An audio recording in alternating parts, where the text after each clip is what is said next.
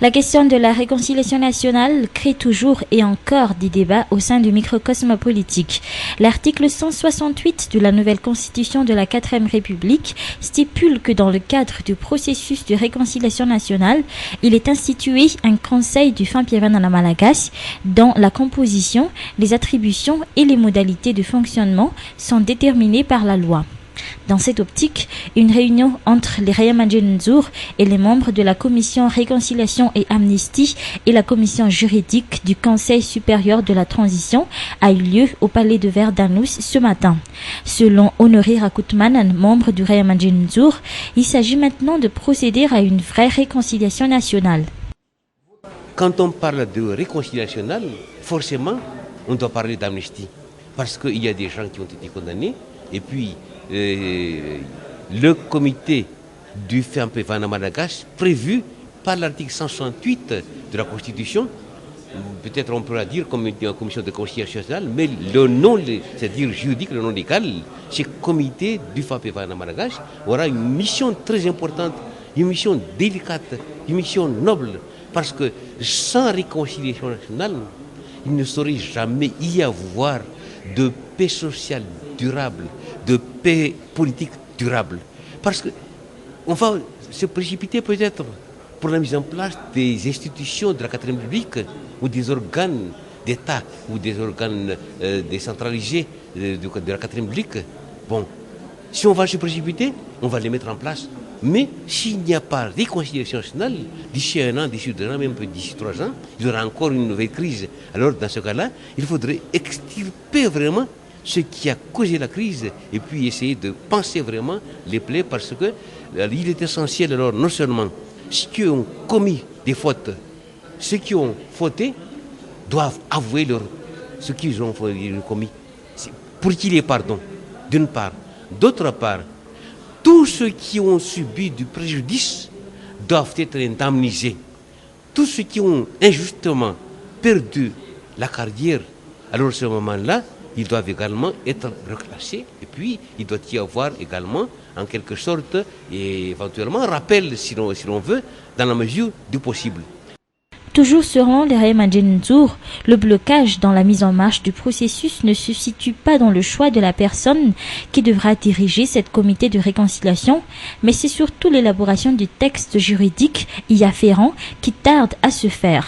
Le professeur Zafé Albert est prévu par l'accord de Maputo pour être à la tête de cette comité. Or, depuis que cet ancien chef d'État s'est lancé dans des dérapages verbaux en public, ayant montré combien il n'est plus disposé à se réconcilier avec personne, beaucoup pensent qu'il ne correspond plus au profil du Rayamandjin, même si durant des années, il a revendiqué haut et fort la réconciliation nationale.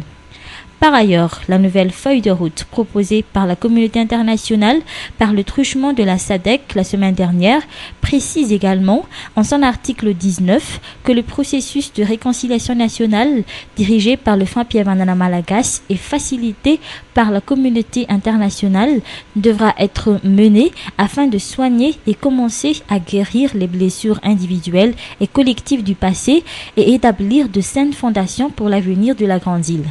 Or, la même feuille de route stipule aussi que tous ceux qui sont condamnés dans les crimes de guerre, les crimes contre l'humanité, les crimes et génocides et d'autres violations des droits de l'homme et des libertés fondamentales sont exclus de l'amnistie.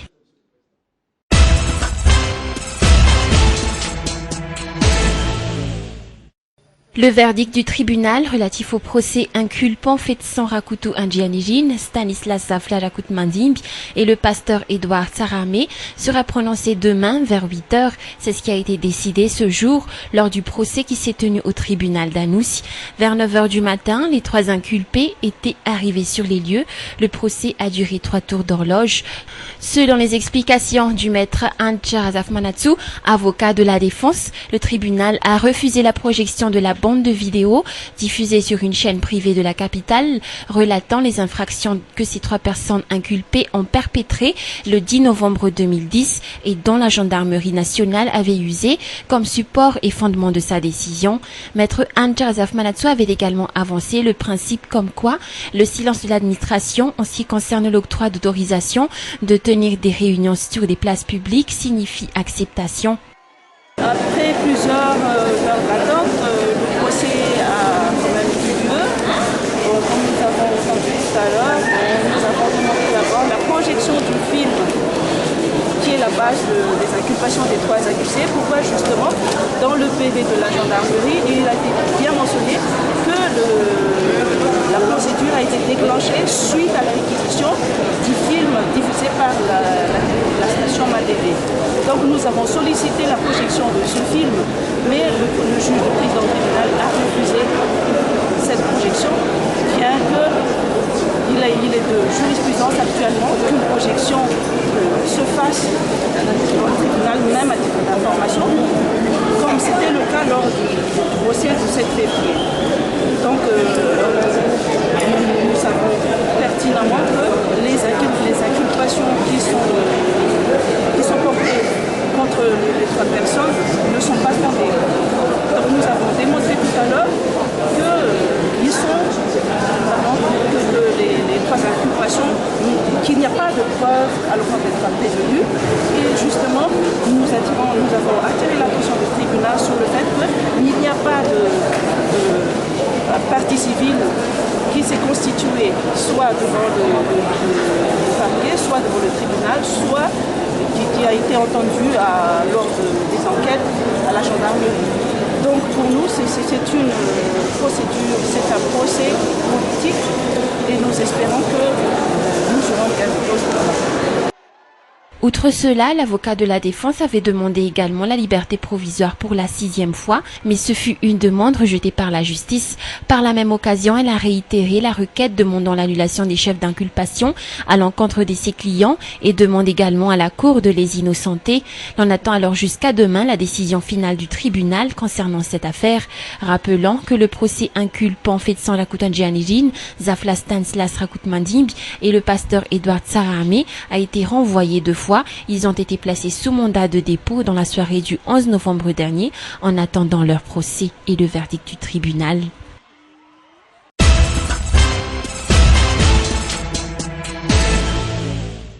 La réunion que l'Escopol allait tenir ce jour n'avait pas eu lieu.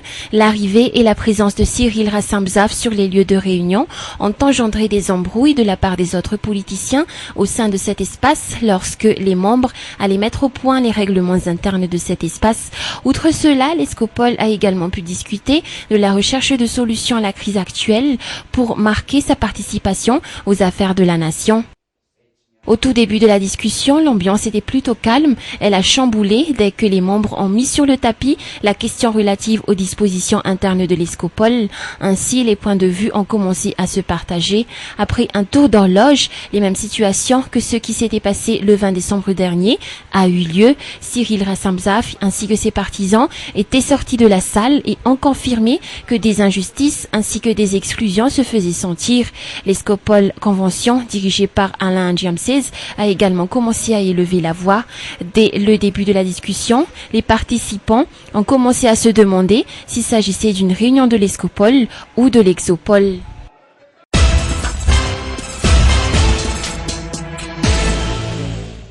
Selon les experts en télécommunications responsables auprès du Goticom, l'État ne doit pas confier le contrôle des télécommunications, plus exactement le contrôle des appels internationaux entrants à une société étrangère. Toujours selon ces responsables, une autorité de régulation et de contrôle a déjà eu lieu et il ne reste plus qu'à la renforcer. Cette structure se trouve au sein de l'OMERT. Certes, elle ne dispose pas encore de moyens pour parvenir à effectuer un contrôle précis, mais selon les informations qu'on a recueillies, une entente sur ce problème a déjà été trouvée lors de la rencontre qui a eu lieu entre les représentants des 3 grands opérateurs de la Grande Île et les responsables étatiques, d'autant plus qu'il existe déjà un fonds de développement des télécommunications qui pourra assurer en partie les besoins de cette nouvelle structure. En fait, l'objectif de cet atelier de validation, principalement, c'est de renforcer les capacités de la Chambre de commerce de Maurice et du Goticom pour le développement des TIC et aussi pour le développement en fait, des services offerts aux membres. Mais nous, en fait, en tant que Goticom, un de nos objectifs principaux, c'est vraiment de renforcer toute la mission qu'on a faite déjà depuis qui est de renforcer en fait les formations au sein du GOTICOM, de renforcer la visibilité de Madagascar en tant que destination de services TIC. Parce que vous n'êtes pas sans savoir qu'on a toujours en fait travaillé pour que Madagascar soit considéré comme une destination importante des TIC et nous cherchons à faire venir des grandes entreprises TIC à Madagascar pour que nous puissions bénéficier de la valeur ajoutée de ces entreprises-là.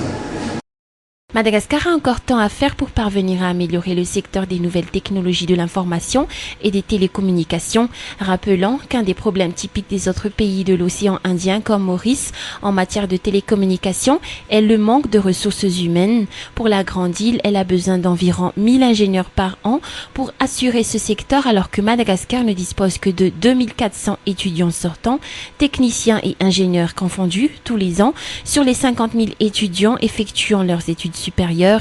Les centres de formation sont également en nombre insuffisant pour que les étudiants puissent à leur aise poursuivre et parfaire leurs acquis. L'atelier de validation qui a été initié par le GOTICOM et la Chambre de commerce et de l'industrie mauricienne avait pour but d'apporter la solution à ce problème. Un atelier qui vise surtout à trouver un moyen de poursuivre des formations spécifiques sur ce domaine à l'extérieur ou localement. Cet atelier a commencé hier et a pris fin ce jour dans les locaux de la Chambre de commerce et de l'industrie à Antananarivo.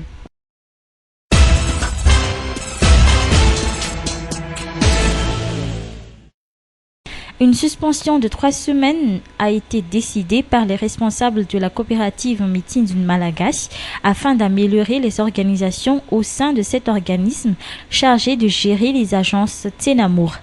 Durant ces 3 semaines, des enquêtes au niveau de chaque Fukuntan ont été faites par les agents du Tenamour, une enquête qui a permis de recenser 250 000 familles nécessiteuses dans toute l'île, dont 60 000 résident à Antananarivo. L'édition des cartes bleues pour ces familles a été parmi les améliorations apportées, une carte destinée uniquement pour les plus démunis, selon les dires des responsables. L'on sait que pour la première édition, 50 000 cartes bleues seront mises à la disposition des familles les plus démunies. Ankerana sera le lieu du lancement de ce nouveau concept à partir de demain. D'après toujours les responsables, les agences Tenamour rouvriront leurs portes tous les mercredis à partir de demain, 9 février. Afin de réduire au maximum les files d'attente, une rotation entre les familles bénéficiaires des cartes bleues et celles fonctionnant avec les cartes de Fukuntan seront mises en place. Dans la commune urbaine d'Antananarivo, 31 agences du Tenamour ont déjà ouvert leurs portes et mises à la disposition des familles nécessiteuses. Ces 31 agences seront renforcées, expliquent les responsables. Pour ce faire, dans quelques jours, d'autres agences du Tenamour seront ouvertes dans la capitale. Les stocks ainsi que l'approvisionnement des Tenamour ne devraient pas être un problème, continuent les responsables du Tenamour, avant d'annoncer l'existence d'une collaboration fructueuse entre la coopérative Meeting du Malagasy et quelques grandes sociétés de la place. Sur les agents du Tenamour accusés de détournement, l'on sait que cette coopérative prendra les dispositions nécessaires à l'avenir. Parallèlement à ces mesures, certains agents du Tenamour ont déjà été remplacés suite aux plaintes des bénéficiaires.